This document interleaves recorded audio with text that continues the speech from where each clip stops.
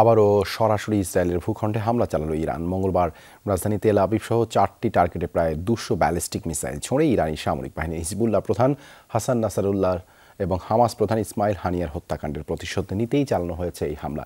তেহরানের হুঁশিয়ারি, যে কোনো মুহূর্তে আবারও চালানো হবে হামলা।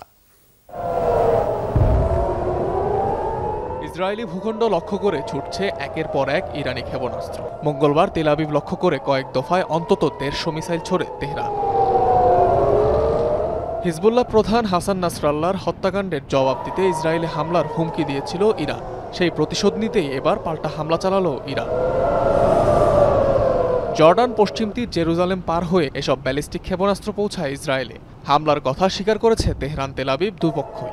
আন্তর্জাতিক বিভিন্ন গণমাধ্যম বলছে বেশ কিছু ক্ষেপণাস্ত্র বিস্ফোরিত হয়েছে ইসরায়েলের নানা স্থানে। তেহরানের হুঁশিয়ারি, এখানেই শেষ নয়, আরও হামলা করা হবে ইসরায়েলি ভূখণ্ড জুড়ে।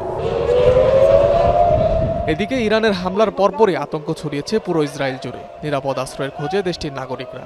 দেশ জুড়ে জারি করা হয়েছে সতর্কতা। আকাশসীমা বন্ধ ঘোষণা করেছে জর্ডান সহ বেশ কয়েকটি দেশ। স্থগিত করা হয়েছে ইসরায়েল থেকে সব ফ্লাইট। প্রিয় নাগরিকবৃন্দ, কিছুক্ষণ আগে ইরান থেকে ইসরায়েলের ভূখণ্ডে ক্ষেপণাস্ত্র নিক্ষেপ করা হয়েছে। আপনাদের সতর্ক থাকতে বলা হয়েছে এবং হোম ফ্রন্ট কমান্ডের নির্দেশনা অনুসরণ করতে বলা হয়েছে।